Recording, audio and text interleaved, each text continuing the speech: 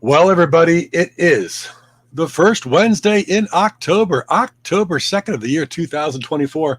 Welcome to episode number 173 of Material Issues.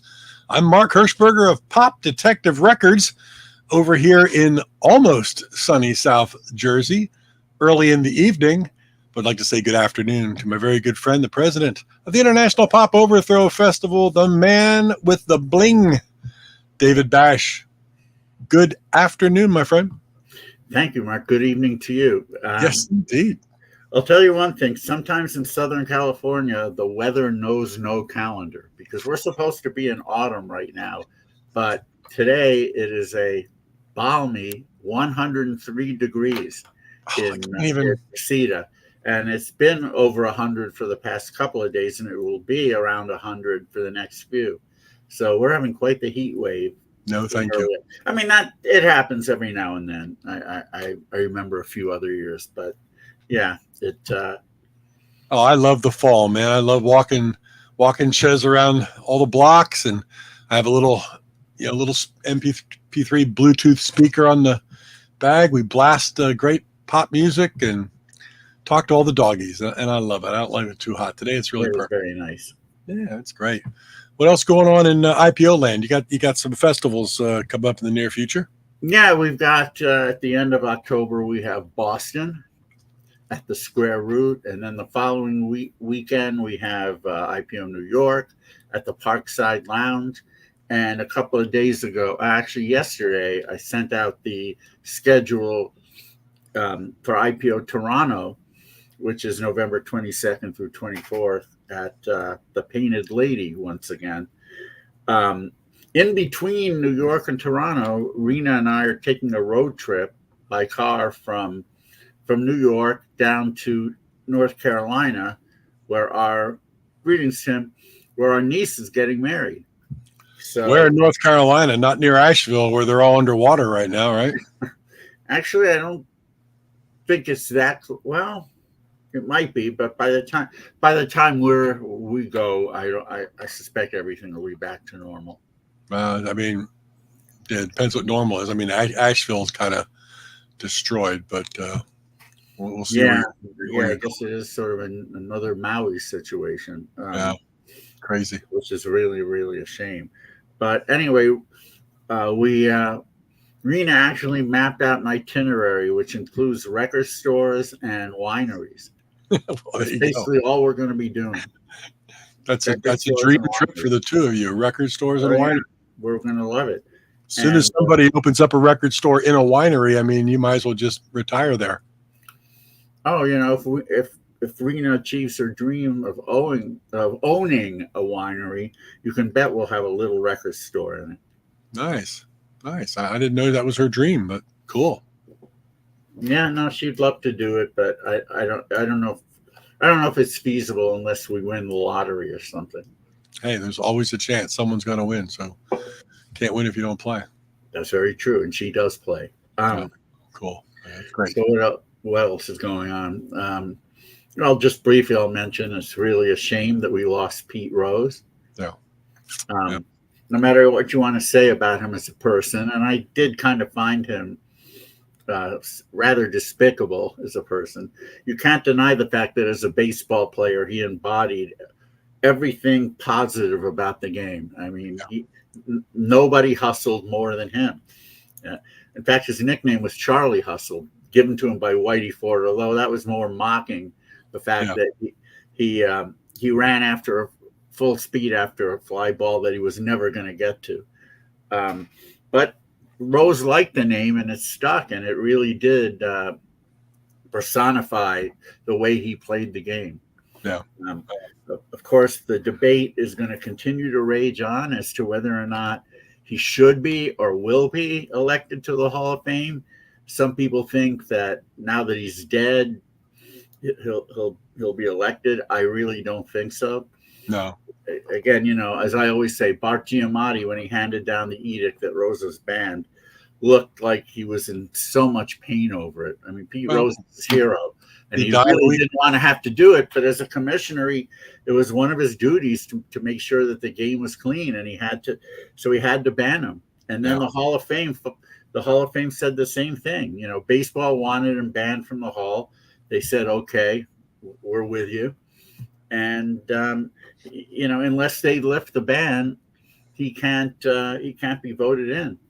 Yeah. Again, I don't know whether he would or wouldn't anyway, but I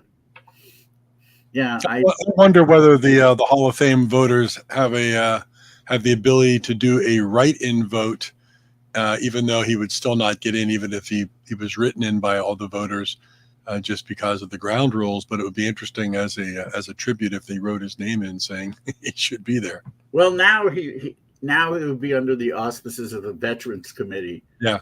And that committee change, the rules of that committee change, it seems, almost every year. Most of them might not like him at all. Oh, well, a lot of them don't like him. Right. Or even if they liked him as a person, they loathe what he's, the transgressions. And a lot of them think it's unforgivable. I mean, especially his teammate Johnny Bench. Saw that interview, yeah. And it won't be in our lifetimes. Let's put it that way. I would not think so. But we can talk more in depth about that. Yeah. But right now we have a guest to introduce. We have a guest tonight? Yeah, we do have a guest. All right. I'm always up for a interesting guest. I hear this one's a good one. Yeah, he's a record man for many, many years. And the years we know about are the late 90s when he co-ran Big Deal, the label that had so many cool power pop acts on it, like Wondermints, Glad Hands, Merry Makers, Shonen Knife, all Cockeyed Ghost, all kinds of really top-notch pop artists. And they released some amazing CDs, including 4 compilations under the name Yellow Pills with cooperation from a former guest of ours, Jordan Oakes. Yeah, Jordan, if you're here today, definitely let us know. But what people don't know is that, what a lot of people don't know, and I didn't know until I read the book, was that he had a long history in this business, managing several metal bands and some punk bands, Discharge, Megadeth, bands like that, quite a few. And he was also a booking agent for many years, booking some tours, some individual shows for bands. And he really had done a lot in this business. And he wrote a book chronicling it. No Big Deal: Chasing the Indie Music Dream in the Last Days of the Record Business. Although, again, the title would have you believe that the book is mostly about the Big Deal days, but it really isn't. It's mostly about the years before that, because there were many years before that. He accomplished quite a bit. And this is definitely a fun read, although there are a lot of names in here. You got to read it at least 5 times to get all the names.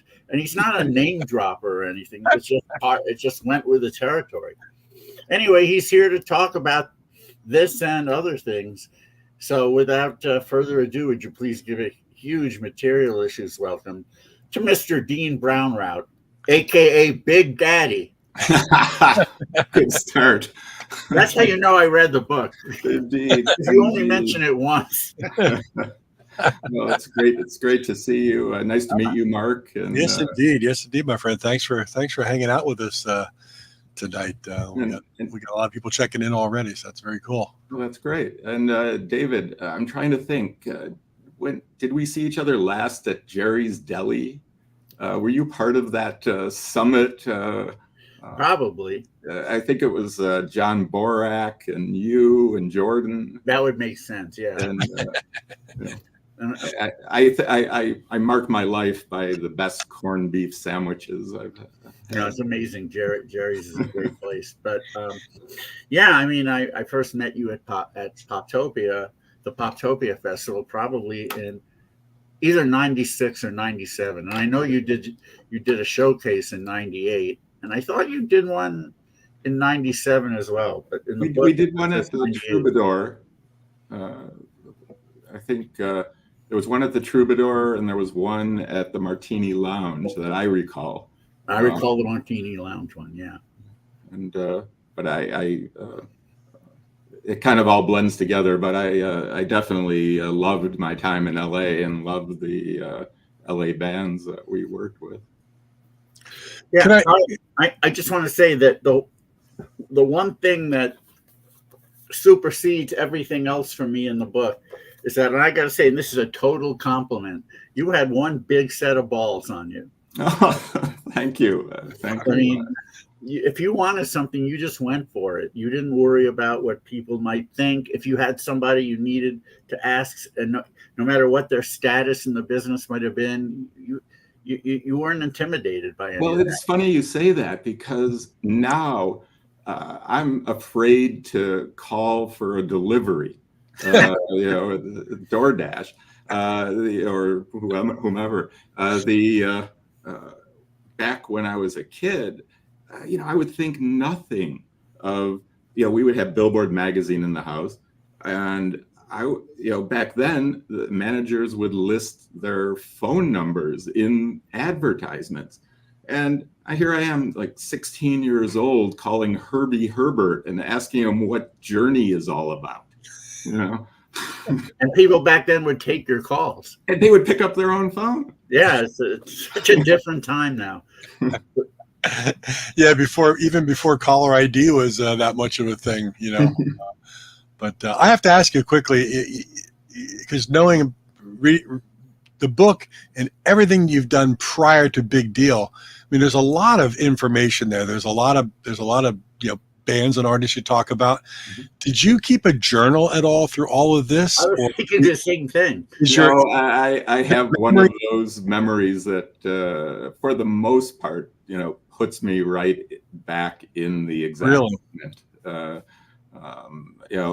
have the ability to remember the movie theater that I saw a particular movie in,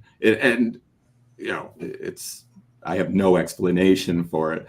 I'm so very jealous of that, because I can't remember diddly. Let's go with a nice word. I can't remember. It's not perfect. Believe me, it's not perfect. And it was great getting on the stuff. I've gone to high school reunions where people say, "Remember when we da da da da da?" And I'll be like, "No, I wasn't there. I wasn't part of that." It was, and they go, "No, you drove."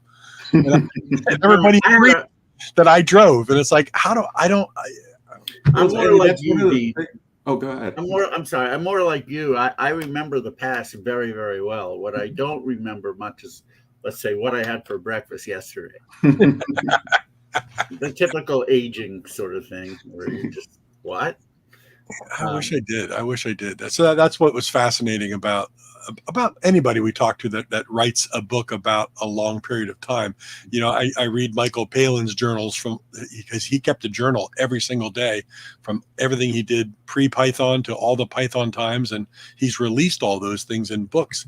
And I was like, oh my God, I should have done that from an early age. If one thing I can go back and redo, it'd be doing like a journal or a diary, so to speak. Writing the memoir, what I did come to learn is, like, certain things happened in different orders than I remembered them. Yeah. And when I started doing the research and looking at the dates that some of these things happened, that would allow me to organize my thoughts. All of a sudden, it just started working in a linear fashion where that makes perfect sense. And then the story wrote itself, because there was a logic to the order and the chronology of the story. So even, when I did remember certain events, I did frequently have to refer, to my research. Yeah. Have something spark the memory. Because you probably wrote just kind of stream of consciousness for a while, and then started filling in the gaps. And Oh, I just wanted to get it out of my head first. I began writing this at 2 weeks or 3 weeks into the pandemic. And, after I, got out from underneath my bed, from hiding and fear, terror, I said, oh, I should do something constructive. And this has always been in my head. I had dabbled there was some interest in the Big Deal story in 2000 because of the connection. We're getting ahead of ourselves, but because of the connection to the internet gold rush. So there was a lot of interest in 2000 about telling, my story. And I had, put some things together at that point, but nothing ever came of it. And so that I always had an ending, or an ending to the meat of the story. Yeah. I have to say, I don't know if you've heard this before, but to me, you look and sound a lot like Jeff Goldblum. I've heard that since I was a teenager. Really? Wow. I don't see it anymore, but I accept it. It's not a bad, better than being compared to somebody you met once, Jackie Mason. I actually met him too. My dad he dabbled in producing movies and things in the early 70s, and through that, Jackie Mason actually came to our house. I didn't say much to him. I was a teenager and way too shy to talk. But I think will surprise a lot of people who pick this up for the interest in Big Deal or some of the earlier metal acts or what have you. That I bring in Jackie Mason into the story. I loved it. And there's also Michael Jackson when you had the collectibles, the toys collectibles shop. First all these big burly guys come in. You have no idea why, and then Michael comes in, and that was one guy you sort of were a little intimidated to talk to, but you finally asked him, "Can I help you?" and he kind of said, "No, I'm fine." But yeah, wow. I don't know what I would do if I was somewhere and it won't happen again. It won't happen now. Someone of that level. But let me go back to when you were a kid. Now, unlike a lot of kids who were into music, you didn't really have aspirations to be a musician. You immediately seemed to cotton to the business end of things. Yeah, I think as a teenager. I think a lot of that had to do with my father, who was an entrepreneur. He had opened the first McDonald's in New York State. He was that's amazing. He had some newspapers and was very self-made, and and I sat at his feet, and people just treated me like an adult. So I was always very comfortable in adult situations.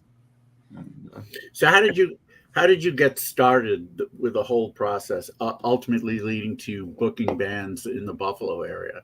Well, I mean, first I was just a reader of Rolling Stone. I would go down to the drugstore and, excitedly as a child, and pick up Rolling Stone, which was a newspaper at that time. Yep. And I would go home and devour it. I was interested in bands. I knew, Badfinger, Raspberries, but I will also add the Partridge Family. Me too. And, I would come out, but I would go home. And at that time, a lot of the California 70s scene was going on. And to me, a kid in Buffalo, I'm just dreaming about something like that, and reading stories about David Geffen and, the Mo Austin. And that I was drawn to the movers and shakers, the hustlers, more than the bands themselves. Although I did, obviously develop an ear for a certain sound, and at that time it was, the Sunshine Pop and Cowsills and Sure. everything that ultimately led to Big Deal, and when I got to express myself rather than chasing the business.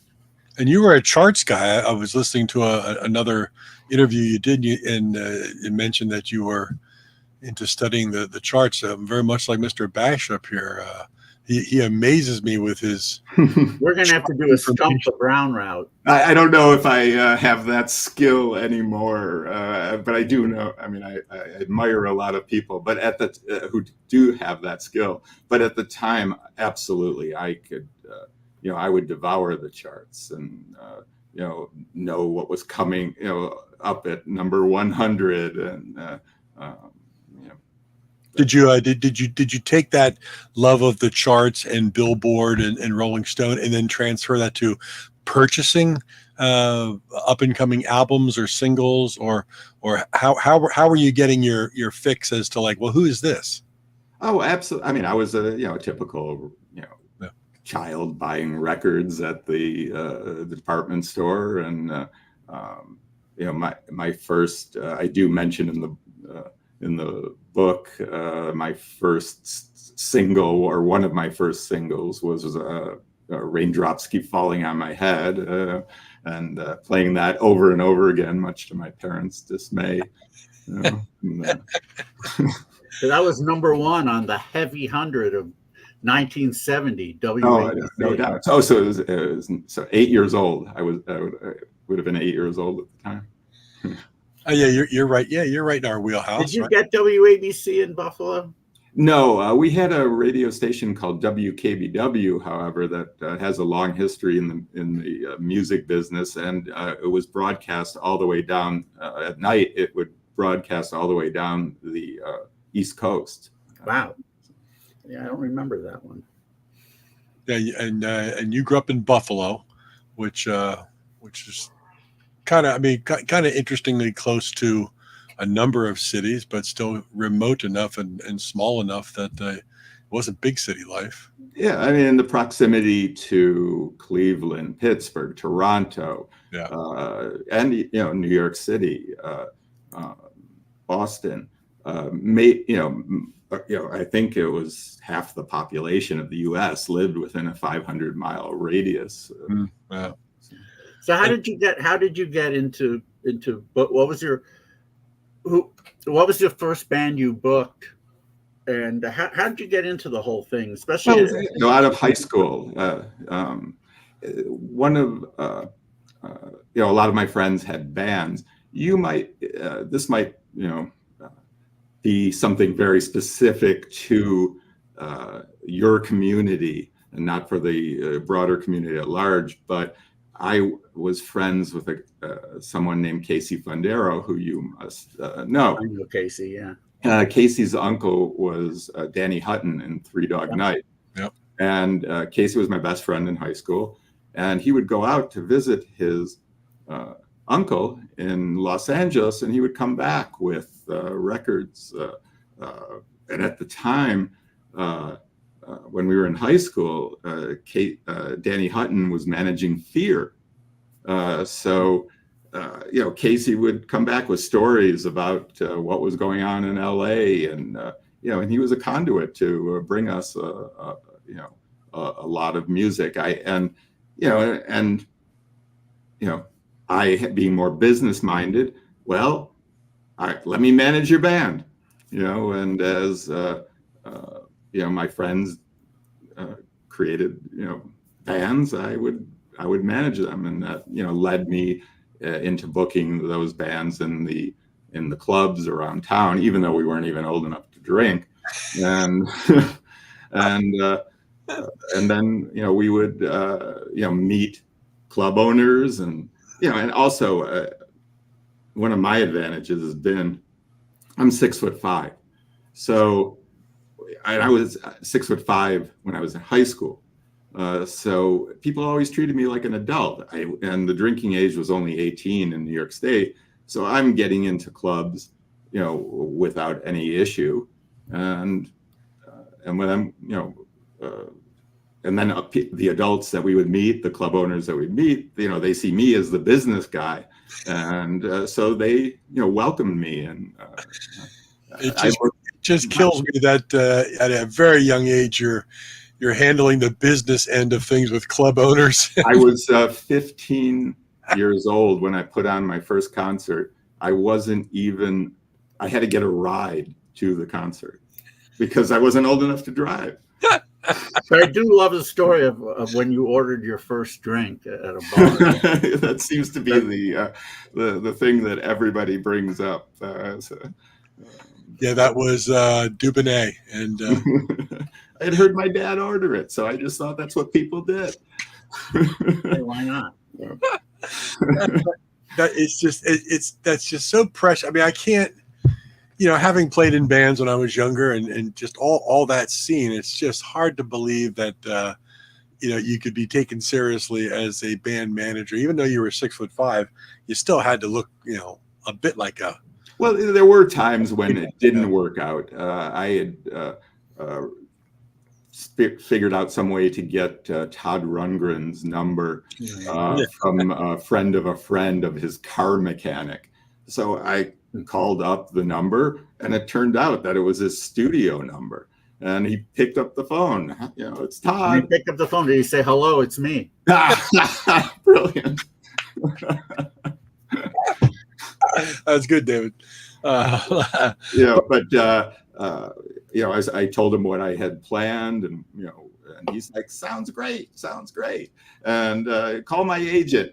And when I called his agent, he was like, well, if Todd says it's okay, it's okay. But somehow it must have been because I didn't have the ability to get insurance or something like that. And he's like,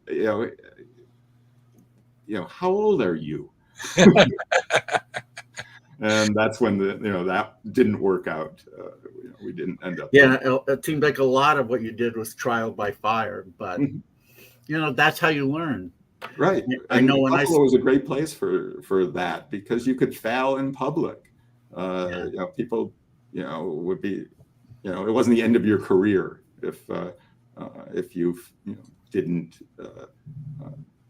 Have a successful gig or made a mistake of some kind. The early bands that you booked, I mean, did you like their music? I got the sense in the book that maybe you weren't that big a Fear fan or any of those post-punk bands that you were. Well, I was excited to work with them, but it wasn't necessarily the sound that I was attuned to. I was into the new wave scene. When I was going to clubs in high school, and for a couple of years later, before I started really producing a lot of acts, I would see the Members, the Tourists. Wow. So there were the Jags, the Vapors, some that come to mind, and I was definitely drawn more to that sound because in high school I was listening to 2020, which I know is like the bell ringer here and Material Issues and everywhere else, so I was into that sound always for what I listened to at home, but it wasn't that far reach, to Eddie and the Hot Rods or Buzzcocks or whomever. And the Buffalo scene was back in those days. There were a lot more places to play and a lot of there was 13 colleges and universities in the area. There were rock and roll magazines, daily newspapers. It was a vital scene, and it was close to New York, and all the New York kids came up to go to college at Buffalo State and University of Buffalo, And there were vibrant arts and music scenes that were forming and formed, some that have had international impact, in the arts. Cindy Sherman, Robert Longo went to school here, started a Hallwalls gallery, which is, she is one of the biggest artists of the 20th century. Mm-hmm. Yeah. And that all happened here in this same scene, where there was great music going on, great art. And so we talk about this a lot with people we interview and things. So much of it is time and place, and being part of that time and place. And for the research that you put into everything before you got into it, you were in a really good time and place to make. The whole book is about me wending my way through the music business, at major cultural inflection points, major musical inflection points, and it just was because of the timing. And did you really realize at some point along the journey that what you were doing was kind of wow, or were you just doing it and after the fact, looking back on it, then you see the scope of? Well, yes, I saw the scope of it,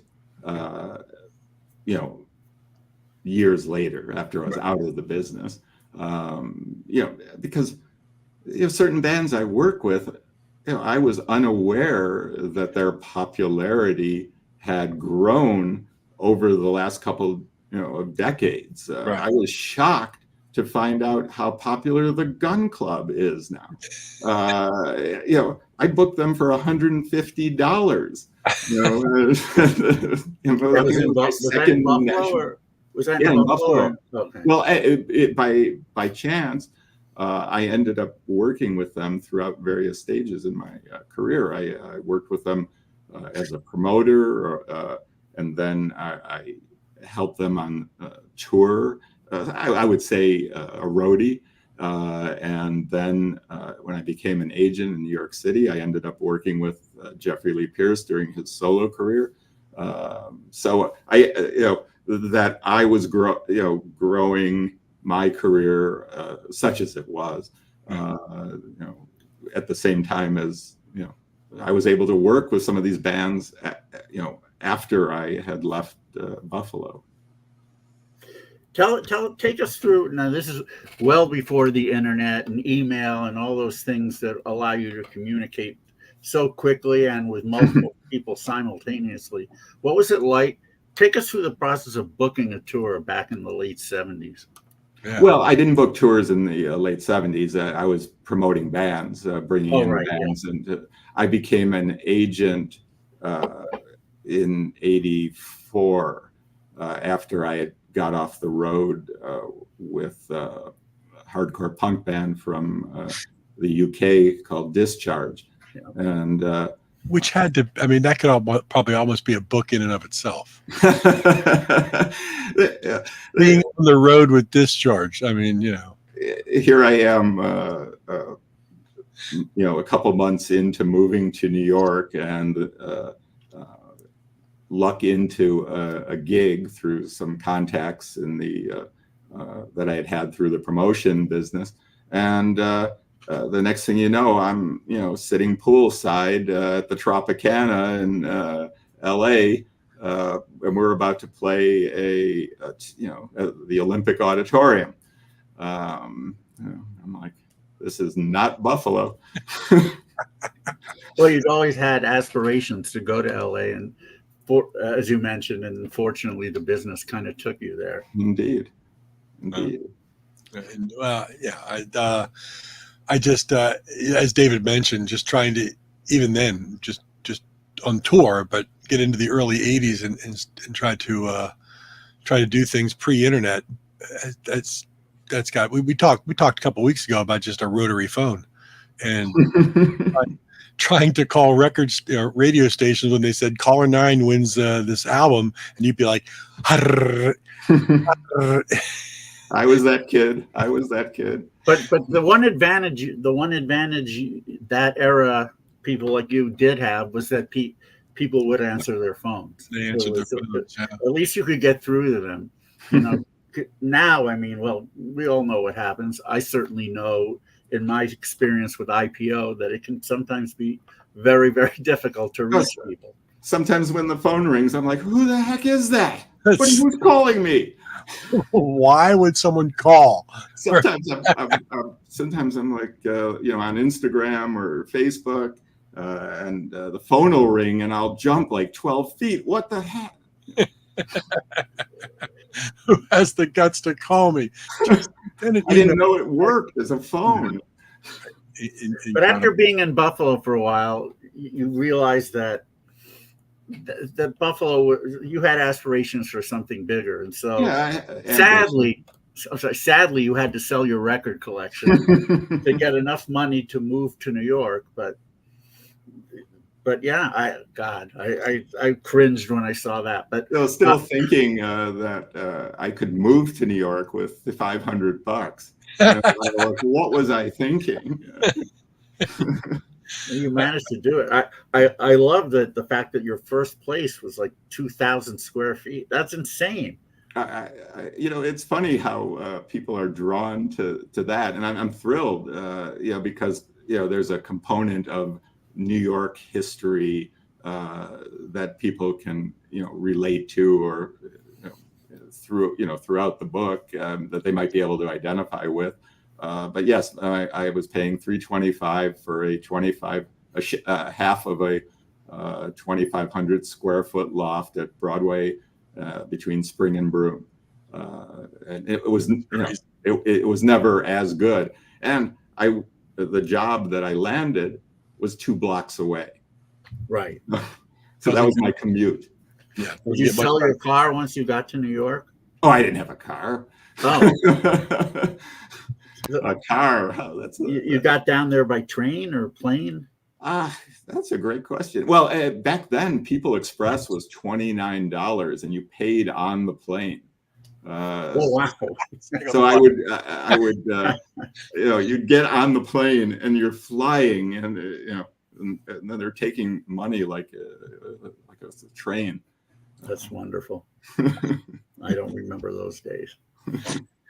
And that was when did you move to New York? 83. 83, which wow, yeah, I remember 83. That's the height of so many great clubs. Boy, I was up there a lot, from I guess the Peppermint Lounge and Sure. And Danceteria. My gosh, I was a card-carrying member of Danceteria. I have something shameful to admit about Danceteria.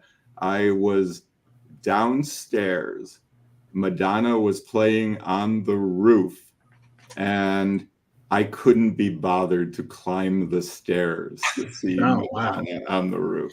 Here's the funny thing. I think I was there at the same moment you were, and I was there a lot, and I actually danced with Madonna on one of the, just because she would just dance. She would just be out there floating around, and I kind of bumped into her and kind of went like that.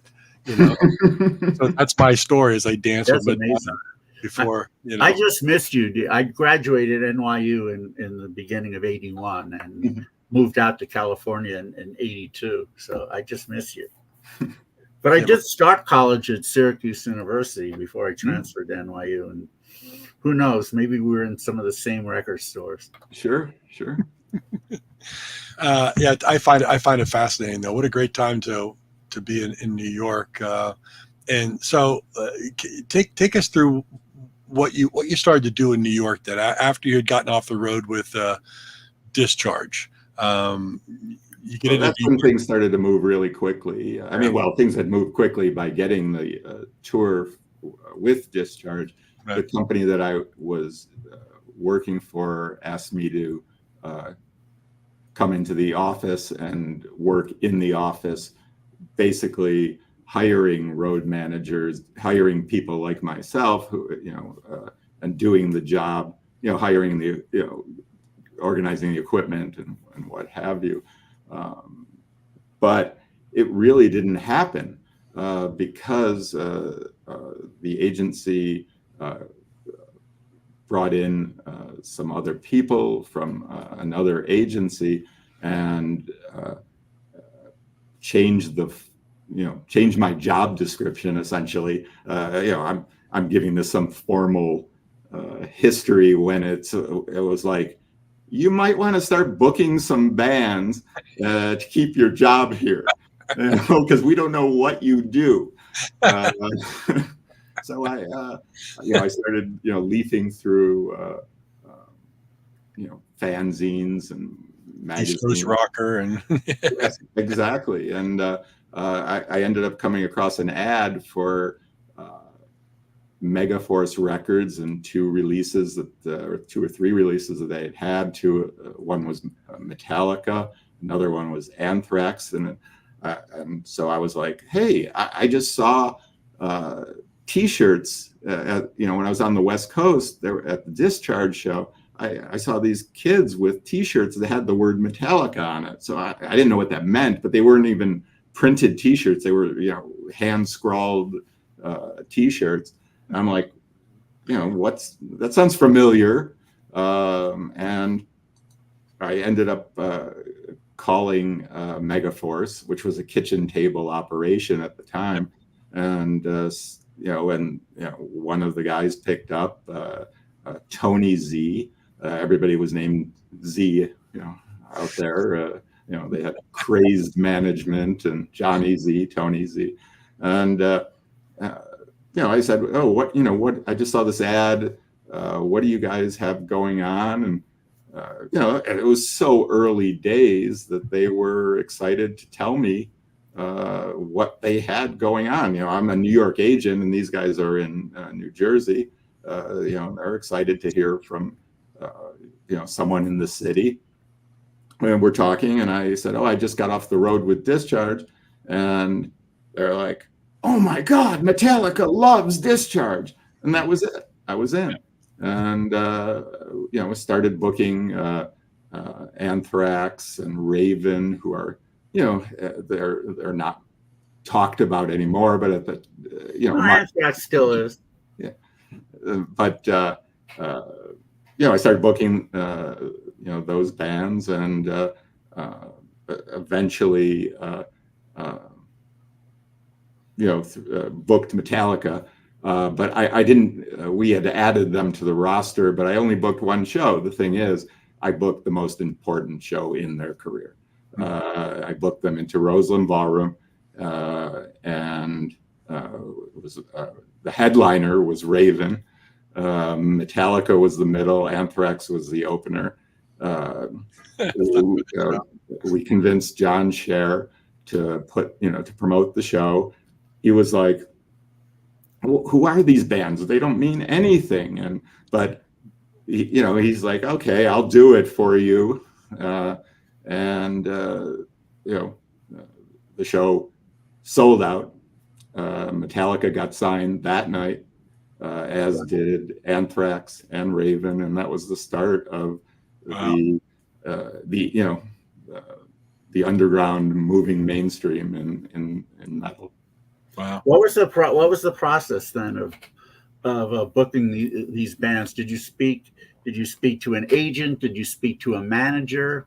Well, I was the agent, and at that time, Johnny Z, who was the head of Megaforce, he wanted to showcase Metallica in a gig. They had been playing at places like Lemoore, Outposts in Brooklyn, and I guess sidebar, because I feel we're among friends. Lemoore was located in Bay Ridge, Brooklyn. Even though and that was a remarkable place. It was ground zero of heavy metal, and 2,000 people were showing up. For almost every show. I mean, it was just incredible what was going on there outside the mainstream. But I was most excited, and this is probably to my detriment and probably why I, didn't work with a lot of these bands for a long time. I was more excited that around the corner was the club that Saturday Night Fever was filmed at. Mm. And, you know, I was more into, you know, the Bee Gees sound. Well, that was going to be my next question for you. Though. You're booking these acts. You're an agent for these heavy metal things at the time, and this was the early mid '80s. What were you really into? What was the sound of that time that you were digging? I at the same time, although I'm known or was known for working with a lot of metal bands. I mean, which I did at that point. I also was booking. I was also scouring the NME, indie charts, looking for bands to bring over. And did. I don't remember a lot of bands, but I know I think I brought over the Sid Presley Experience, who became the Godfathers. Yeah. I mean, also at the same time, I was working with agencies that had, broad rosters. But what was I listening to? My taste didn't change. It all led to Big Deal, years later. When I went home at night, I listened, to the Raspberries. I am a huge fan of 70s FM radio. Yeah. I will say this: I've heard you in previous shows talking about Alan Parsons Project and having to defend yourself. You did, but yeah, a little bit, yeah. But realization. To the extent that a lot of people who were into new wave and punk, they abhorred the corporate acts like Supertramp and Alan Parsons Project. Exactly, and I loved them both. So I brought Supertramp into my story, and I love the Eagles. And I'm not ashamed to say it. No, the biggest problem with the Eagles is they were overplayed. Yes, absolutely. And people resented that. But yeah, what's not to love? I jumping ahead because you reminded me of that Troubadour gig for the Big Deal acts. I was upstairs in the dressing room, and I ended up, for the showcase, and I turned around to look out the window, and there was this photo of the Eagles on a pickup truck. It was one of those Henry Dills photographs, which are now ubiquitous. But at that time, without the internet and what have you, I had never seen that photo. And I was sitting there having a showcase at the Troubadour, and I see this Eagles photo, and I'm just like, oh my God, I'm here. I'm in LA at the Troubadour putting on a showcase for one of my bands. And that was one of the, the highlights of my life. Believe me, I hear you, because early on I was able to do IPO at the some of our shows were at the Troubadour. Mm-hmm. And yeah, I mean, you do have to pinch yourself. Like, how in the world is this happening?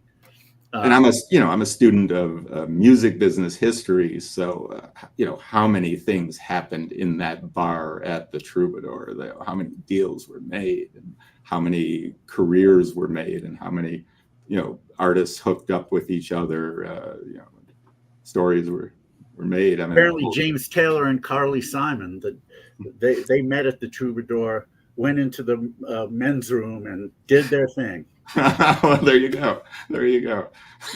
I can visualize where the men's room is and everything. I will say one thing about that club. They had the best staff of any club I'd ever been in. Oh, yeah. In terms of, making it sound good, getting the bands off and on stage. They were incredible. And I was really, really appreciative of that. Because in my early years of doing IPO, I didn't really know entirely what I was doing. And I got a little intimidated with some of the bigger names we drew. And you're right. And they just took it all out of my hands, and it was really, really helpful. No, I love that. I love that club. God, I forgot I had. But I didn't mean to divert it away from Lemoore and Brooklyn and. No. Believe me, I mean, you and I have that much in common that I was booking bands too, although none at the level that you had been in the early '80s. But within every strata, there's somebody at the top and some who are trying to climb, and it can make for an interesting experience. Mm-hmm. Oh yeah, well there were so many great New York bands and North Jersey bands in that time, and not just the UK influenced electronic dance kind of stuff for Duran Duran, but I remember the Bad Brains, I remember the Rattlers, Medium, all these really good things. I'm pretty sure I booked all of those bands. I bet you booked them all. I wasn't necessarily their representative agent, but they were represented by the agencies that I worked within. At that time, in the mid '80s, how cutthroat was the business? How often did you have, bands not being paid by club owners and just other things that were nefarious? Oh, when I was on tour, I had knives pulled on me. I had guns pulled out of safes before artists or before club owners would settle at the end of the night. And they weren't pulling a gun on me necessarily, but they're placing the gun on the table. Right. That's all they need to do. We agreed on. Exactly. Oh Lord, yeah. See, that I didn't even think of that side of the thing, but yeah, I remember the days of having to settle up at the end, and no. This is that's one thing I can say. In the 25 years I've done IPO, I have never encountered anything like that. Thank God. I mean, again, we're not at the level where there's big money to be talked about, but still, a dollar is a dollar. And, it wasn't big money back then, for the most part. I suppose it's relative with the rate of inflation or something like that. But there would be $150 gigs. Yeah. And you personally weren't making a lot of money yet at that point. Oh no, I left one agency where I was making $150, I think, a week, to go to another agency for $250 a week. Wow. But at the same time, I'm going to parties, record company parties where there's free food, openings, what have you. And New York is for the very rich or the very young. So I was young. And at the time, were you really thinking that this is what I want to do? This is my dream, or did you have aspirations at the time of getting to a point somehow, somewhere where you were making better money within the business? And how everybody wants to make money. But how were you approaching that? What was your I never wanted to be an agent. That's where I landed. That's where the opportunity took me. So I was always, looking outward. How can I be a record guy? Yeah. That was once I got into the music business, made it, my aspiration, my career, in my mind, because it wasn't a career. It could fall out from under me at any point, especially in those early days. But I knew I wanted to be on the record company side of things. That was my leading question. I was. So how does Noise Records begin? Well, I had started a label called Mercenary Records, right? Which, once I left the agency game, I was able to take that heavy metal experience and credentials and start a label, an imprint, to continue, exploiting the metal sound. Oddly enough, one of my first signings ended up not being a metal band, and that was the Goo Goo Dolls. But they were still appealing to a 7 seconds crowd, a punk, crowd, and hadn't developed into that, the mainstream sound where they eventually went to.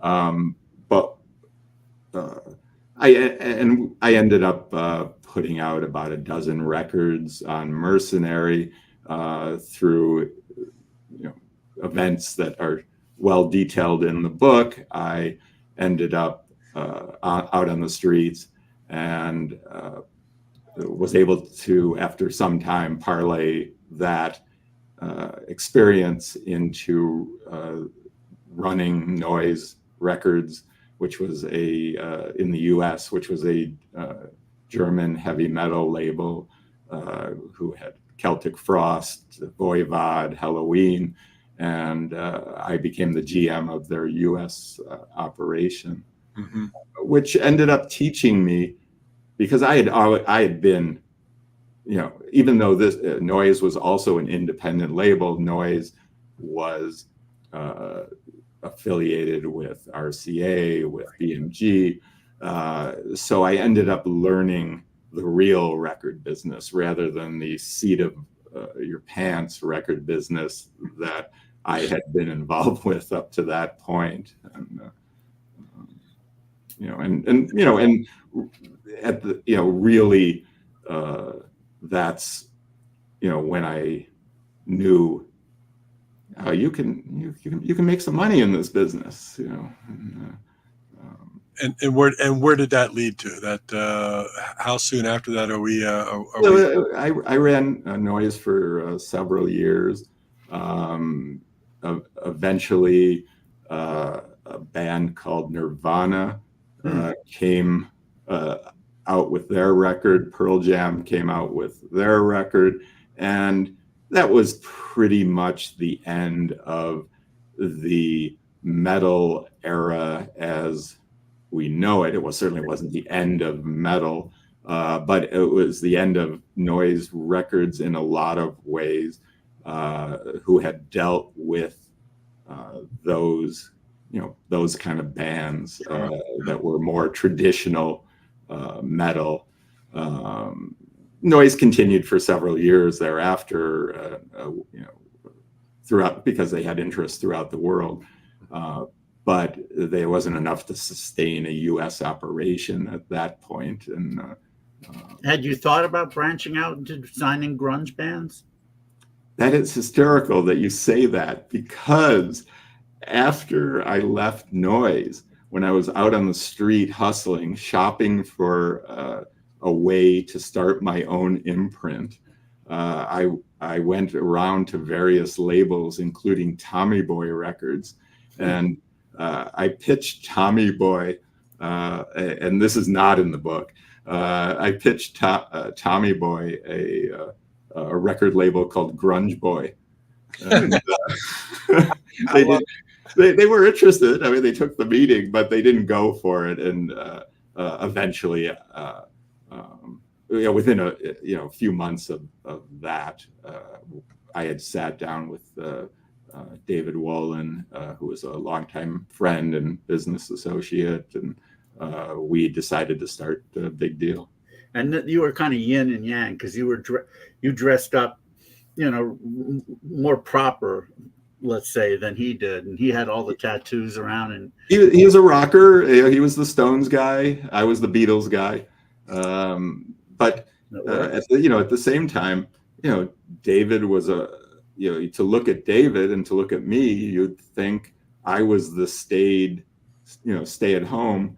And David had just, he had gotten married to his longtime girlfriend. He had a kid on the way. And I was the guy that was going out to clubs, till 4 a.m. Well, which is fascinating about the book you wrote. No big deal, because to David and I, and probably everybody before you read it, all you think was is all going to be about Big Deal Records, and it turns out it's not a book so much about Big Deal Records. No, my passion is certainly Big Deal. Yeah. I use the Pet Sounds graphics for the cover, because a lot of fans of the Big Deal label, for a lot of fans of the Big Deal label, that's a touchstone.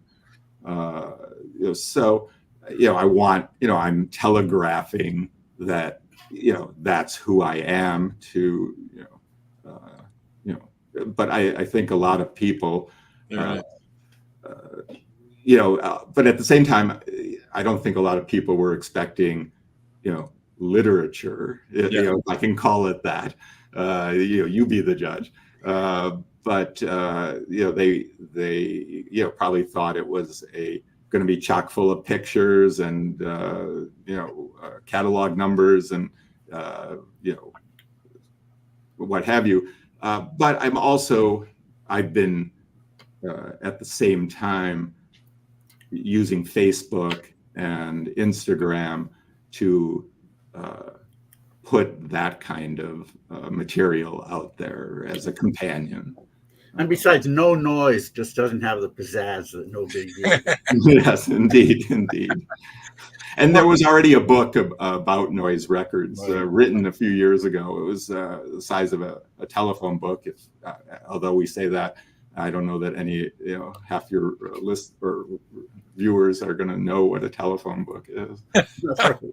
Our viewers still they're old, most of them. So you're finally able to do your passion project, because now you're able to sign a bunch of power pop bands, and the Renaissance certainly was starting around that time. It was an accident.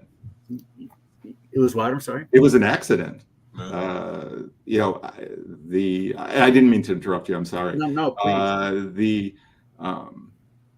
If I hadn't walked into See Here, which was a fanzine store in Lower Manhattan, and seen on the racks a fanzine called Yellow Pills, I did a double take. I'm like, what is that? That couldn't possibly be what I think it is, because at this time, there's no internet to speak of. There's bulletin boards. People are still calling each other on the phone. This is not a technological era. That's why I'm going to a fanzine store. And I see this thing, Yellow Pills, and I'm like, this can't be. There's no way. It's probably just some drug magazine or something like that. I pull it out, and oh my God, Material Issue on the cover. What? I practically ran home and found Jordan Oakes's number. But when we were, this was the height of the alt rock movement, and we were signing a lot of alternative bands. There's some records out there or CDs that I completely forgot about. I forgot we had Steve Albini produce one of our records. We were heading in that direction when I came across that fanzine, and then Big Deal became kind of a two-headed beast. The CDs that came out of the Yellow Pills community and the power pop community got the most attention, but we were still putting out a lot of different sounds and different CDs, but that is what ended up driving Big Deal. And I have to tell you, Dean, I had almost the exact same experience as you, even though I've never run a label. I was in Off the Record, a shop in San Diego. I was teaching psychology down at one of the community colleges there, and so I used to go to Off the Record a lot. And I saw Yellow Pills as well. And because I looked at the cover really closely. I said, this has got to be a music magazine. And I immediately made the Yellow Pills connection to 2020. And I'm looking through this, and well, there were two things that struck me. That there are a lot of bands. There are a lot of bands in this genre that Jordan was writing about that I'd never heard of, but seemed to be really good based upon the reviews. And B, that there was this whole community of power pop fans out there. At that point, 1992, when I first discovered Yellow Pills, I thought I was one of the few people in the country that was into this stuff, let alone my own city. And I too found Jordan's number and called him, and we hit it off immediately, just as you and he did. And it really opened a door for me. Also, it opened the door for me to start writing reviews, and I got my feet wet at Yellow Pills, and then other zines were coming out, like Amplifier and Pop Sided. Right. And I channeled this into writing for them too, and then Discoveries, and then Goldmine. And really, if not for Yellow Pills, I don't know if I even would have started IPO, because I wouldn't have known about so many of the bands that we ultimately were able to invite. So, and when Jordan was a guest on our show, I tried to convey this, like, you deserve a lot of credit. You got a lot of different people started, and now I find out that you were among them. Oh, and I've made sure to mention him in every interview I do. Many times it gets edited out. Yeah, we'll be editing his name out of this whole interview too. And, I mean, at this, one of the things I'm doing with the book is trying to stick up for my legacy. But at the same time, Jordan was an integral, force in this, and deserves a lot of credit for the '90s pop revival. He really does, and so that led to 4 compilations on Big Deal of Yellow Pills material, and not all at once over the years, but it was just a litany of amazing bands. And I have to thank you very much for putting those out, because I discovered a lot of. I knew a few of them because I read about them in Yellow Pills, but there were others I had no idea about. And for me, I would, I could be a fanboy again.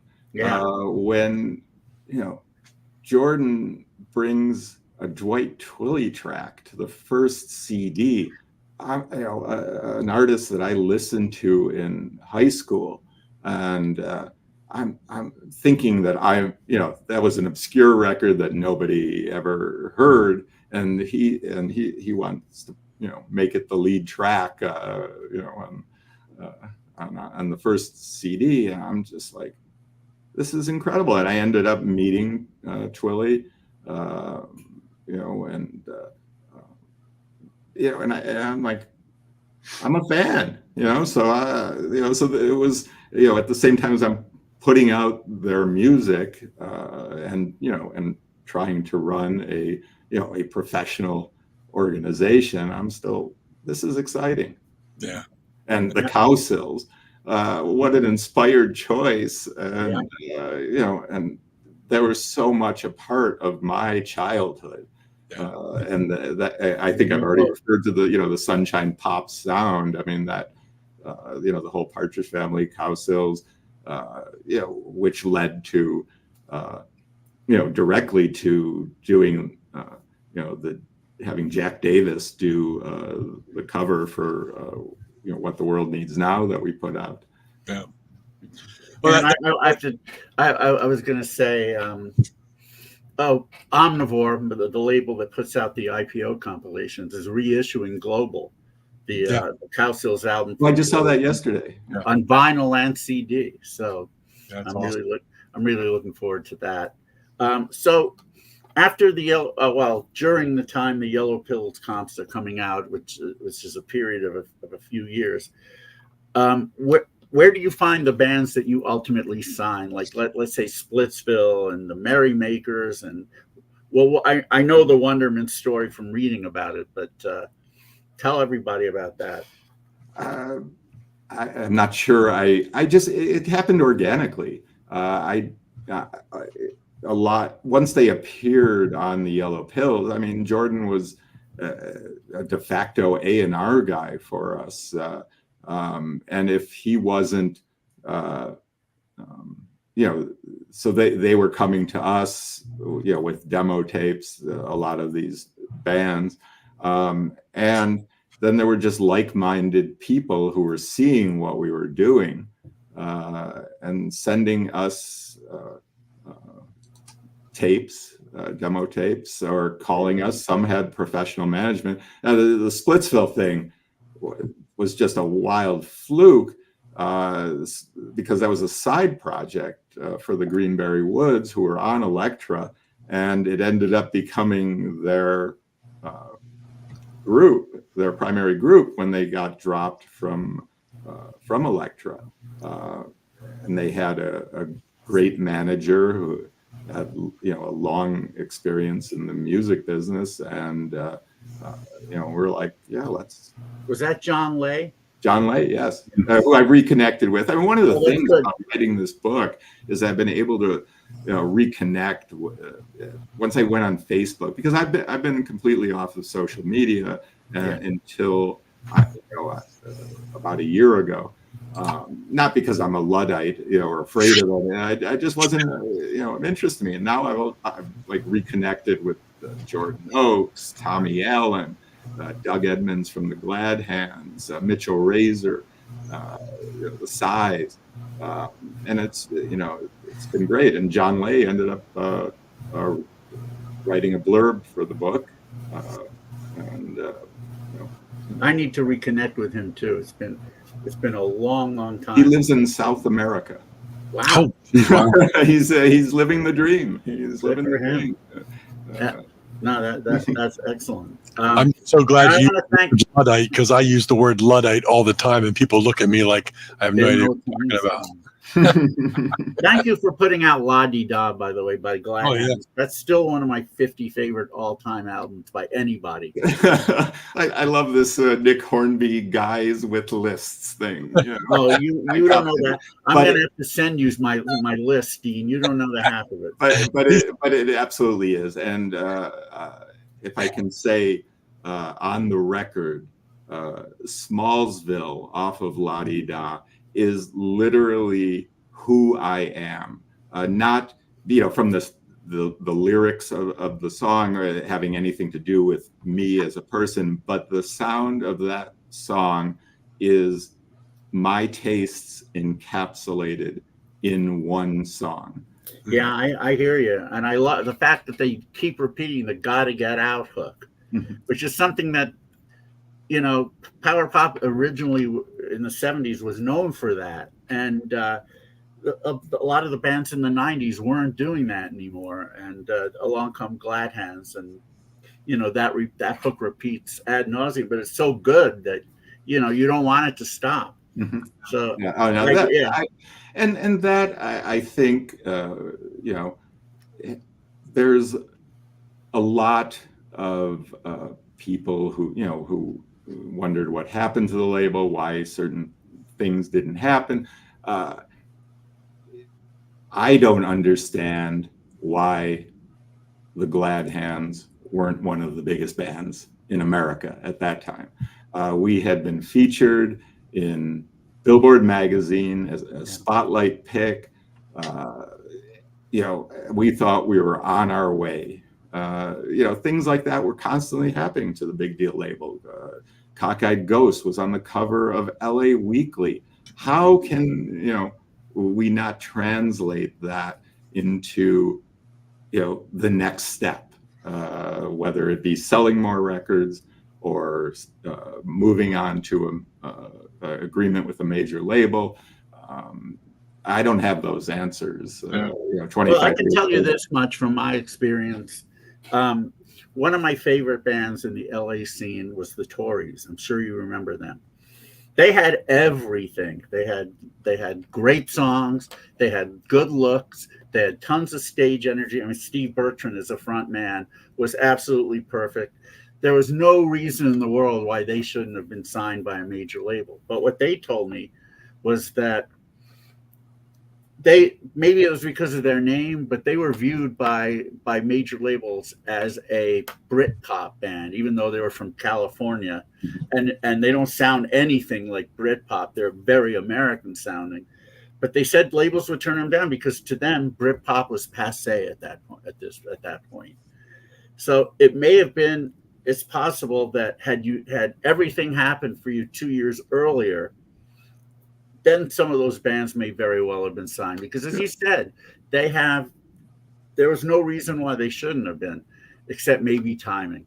Mm-hmm. And I mean, that's the whole business. It's timing, luck, who you know. I mean, there's just a million reasons. And, and I know bands specifically who've made 1,000 mistakes all the way up to the top of the, right. the chain, and have, and are selling millions of records.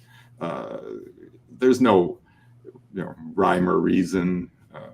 Yeah, there truly isn't. I mean, and the bands you were signing, they were still pretty young.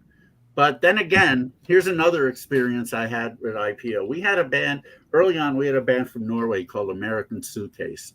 They came all the way from Norway to play IPO, and they played at the club Spaceland, which I'm sure you know. Oh yeah, I've been in there many times. Many times, yeah. And unbeknownst to me, a rep from Sire Records came out, and he loved them, and he told them, I would love to sign you. Let's have a meeting. So they have the meeting at the Sire LA headquarters, and during the meeting, the rep, the A&R guy says, "So how old are you guys?" And they said, "Well, we're in our late 20s." Boom. No interest after that. It's like at that late 20s was just too old for a lot of these labels. They wanted them to resonate with younger people. Plus they wanted to keep them around. You sign a band who are in their late teens or early 20s. A, you get more years with them, and B, they'll probably be more pliable. They'll be so glad, they're so grateful to be on a label that they'll, as young as they are, they'll do whatever the label people say. They don't want people in their late 20s who are too savvy for that. So that was maybe another problem. I don't know. Those are just my observations. Sure. Yeah, indeed. Well, it's just that's the music business, So what have you been since Big Deal? What have you been doing? My career now is I'm an art dealer. I moved after 9/11. I moved back to Buffalo. I had got married in New York. Or I should say, I met my bride in New York, and we ended up deciding, like a lot of people after 9/11, change your life, change your lifestyle, and we chose Buffalo. I had family here, and I fell into the local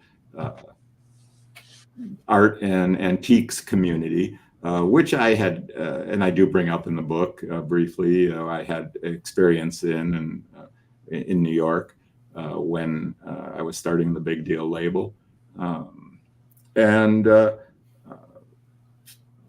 just found out about the rich history of art that had been left in this community in the 20th century that I had. When I was 18 or 21, I couldn't wait to get out of here. I wasn't interested in what was going on in the art community, unless there was some connection to the music community. And I came back, learned about the incredible history of art in this area, and started working with a lot of estates, legacy artists, which after essentially building another career, led to working with an artist's estate named Hollis Frampton, and He's, an important avant-garde figure of the 20th century. His a filmmaker. He's known, primarily as a filmmaker.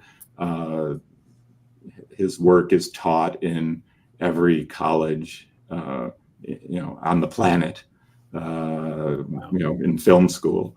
And I ended up handling his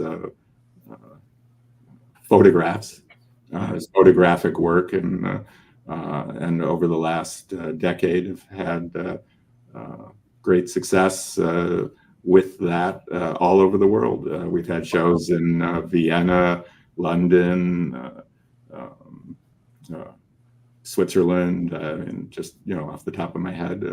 So we've had some great success with that. Growing it out of Buffalo, we had in 2015 we had a great show here, and people from all over the world flew in to see it. It was the first time his photographs had been shown in 30 years. Oh, wow. And so we've taken it, around the world. That's wonderful. Well, this whole time I've been looking over your shoulder at that painting on the wall with the floating house. That's absolutely fascinating. Well, thank you. That's a regional artist who I had worked with in the past. I don't deal with a lot of living artists anymore. That's Amy Greenan, giving her a shout out. And she does very well. I'm sure you can find her work all over the internet. That's really cool. That's very cool. What do you enjoy more, this or the record business? Well, I love selling widgets. Back in the day, I loved the ability to sell a physical product, and exactly how many pieces have sold. I would come into the office, I'd punch the computer up, get the numbers from our distributor each day, and see how many records or CDs we had sold the previous day, and knew exactly where we stood. And I love that. That's one of the why I'm thrilled to be selling a book now, because it's an actual physical thing that I get to promote. And although half of the sales are going to be electronic through Kindle, it's still exciting to be out here promoting something tangible. Yeah, I mean, one of the things that Mark and I definitely lament is the movement away from physical product in the music business, and people only they release their album as download or streaming only. And we're all about the physical product, so I'll just promote this here again. It was just released on Omnivore Recordings, International Pop Overthrow, Volume 25. And by the way, we do not stream anywhere. You can't stream this. You can't download it. If you want it, you gotta get the physical CD. So yeah, I agree with you. Something tangible, and I hopefully there'll be a move back towards that. I mean, I know a lot of bands are releasing their records on vinyl, and God help them, that stuff is so expensive. I don't know how they're making any money doing it, but if that's what they want to do, that's wonderful. Do you have any aspirations at all to get back into the record business? Is there a record business? Yeah, I saw an article a few months ago in the Guardian, and it talked about artists with hit records who can't afford to go out on tour, who still have day jobs. I'm like, I don't know and I've been out of it for 25 years. I mean, I'd like to think I still have an ear, though my tastes now are so far removed from, the power pop scene, although I've been exposed to a lot of it in the last year. In fact, I was going to start this interview saying, can we just listen to the Half Cubes instead of talking about my book? What an amazing record that is. What a great record, huh? Wow. So what you're saying is you don't generally listen to power pop anymore? Right now, you can find my playlist on Spotify. It's called Dean's List. It's under my name, Dean Brownrout, and it's new disco and indie dance. And at the same time, I find a lot of those artists crate digging power pop and disco, and mining the 70s and 80s and 90s sounds. And I'm always amazed, like when I hear a reference to things that I can still appreciate, and yet they're putting it to a good beat, and we can dance to it. I just want to make sure, this whole time we're talking to you about your career and everything you've done, and it all kind of is boiled down in this book, and I want to pop it up right there. The book is No Big Deal: Chasing the Indie Music Dream in the Last Days of the Record Business. It's Dean Brownrout, forward by Ira Robbins of Trouser Press. We know Ira. Yeah, another former Material Issues guest. Ira was great. That's great. And we're running the banners. You could go to Facebook and Dean Brownrout Book on Facebook. There's also Instagram at Dean Brownrout. And I'm sure you said it was released today. It was released yesterday, and we're already the first print. Our publisher just told us today that they've had a second printing, and the books are on the truck heading to the distributor. That it sold out instantly. Mazel. All your usual places, Amazon, and probably everywhere else you can. Oh yes, anywhere. All traditional. So, highly recommend everybody goes out and gets the physical copy. But, it's a great read, but again, you won't be able to absorb it all in one reading, because I've never seen so many names. I had you no don't come idea off like a name dropper at all. These are just people you met. I had no idea that until I was getting the feedback, because that, exactly as you said, that wasn't my intent, and but I think people do realize that. No, that you don't come off like a bragger. Yeah, I hope not. You're just telling the story. You're just simply telling the story of your career, and those are people who are part of it. Yeah, that's awesome. So everybody, make sure you pick up No Big Deal at all your usual places. And wonderful. Best of luck with it. And thank you so much. Best of luck with everything, including your your art business. That's wonderful. Thank you. I appreciate it. Indeed. Well, good luck, my friend. Thank you so much for hanging out here on Material Issues, early October 2024. And stay well, stay healthy. Best wishes with the art business. And it's been a pleasure. It's been an absolute pleasure. This has been great. I had a lot of fun. Great. Thank you so much, Dean. Take care now. Have a great night, Dean. Thank you. Bye-bye. Well, yeah, that was fun. Yeah. Oh my gosh, that was so interesting, and of course, all of that and so much more is going to be in his book, No Big Deal. As we said, it's not really all about Big Deal; it's about so much more in his career. And yeah, I was amazed to find out just how much he had done. Yeah, and everybody needs to check it out if you're a fan of that era, that late 70s through the 80s music, power pop on Big Deal. It's a great book, and fantastic interview tonight. Really a lot of fun. Really digging it. Yeah, it was. And we're going to continue to have fun as we always do. Next week, as Mark mentioned, at this point, it's just Mark and me doing our thing, talking about all kinds of stuff. I will have new releases to talk about, new reissues, hopefully a Stump the Bash. If nothing else, we can do the rest of the number 26s.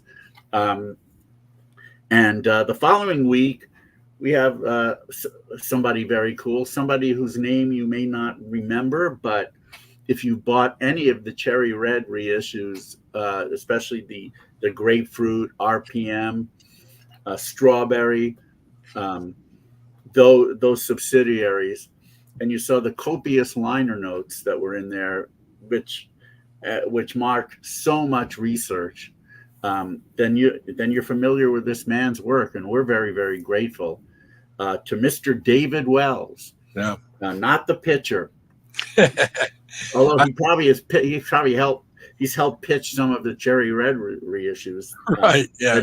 that he's written liner notes for. I think it's going to be interesting to just go down that road and see what it takes to do what he does with these compilations. Amazing. It's amazing. So that'll be on October 16th.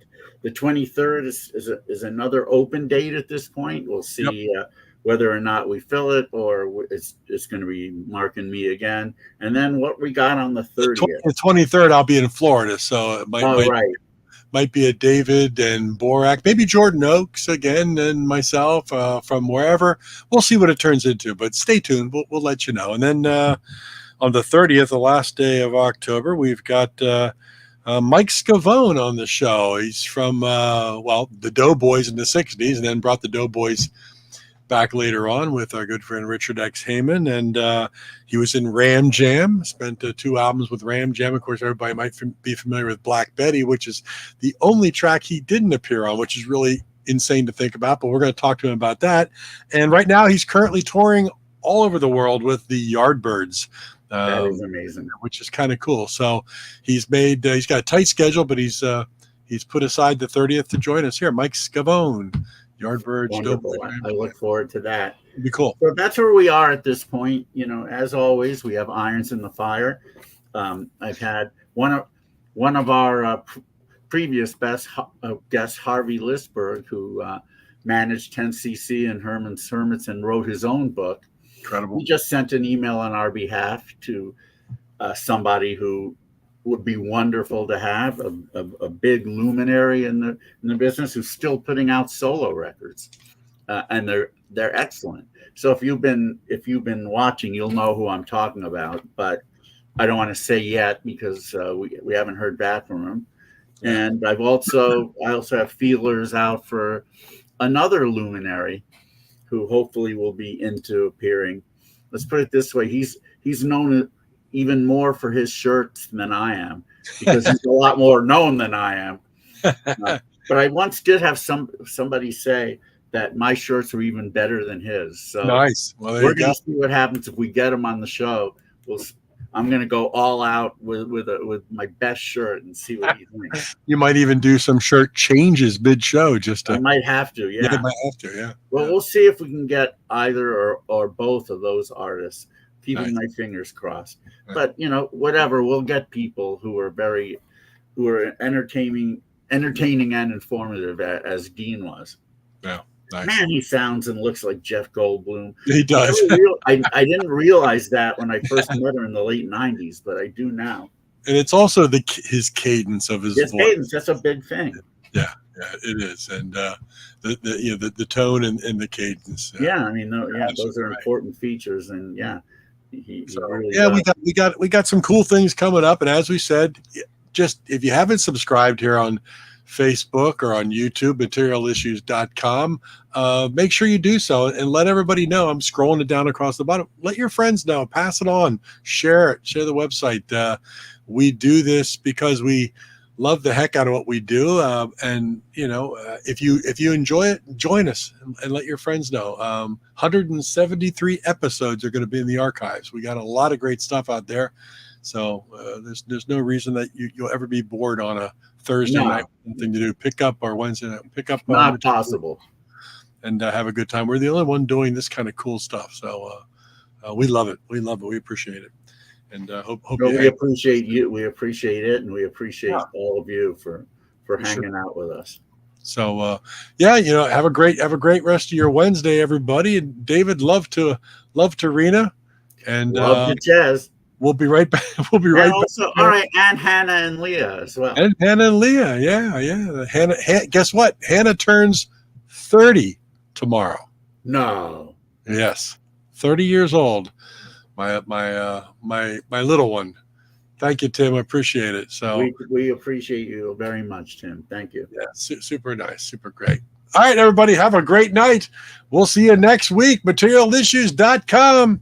Yeah. All right. Take care, everyone. Stay safe. we'll see you. Yeah, we'll see you next Wednesday.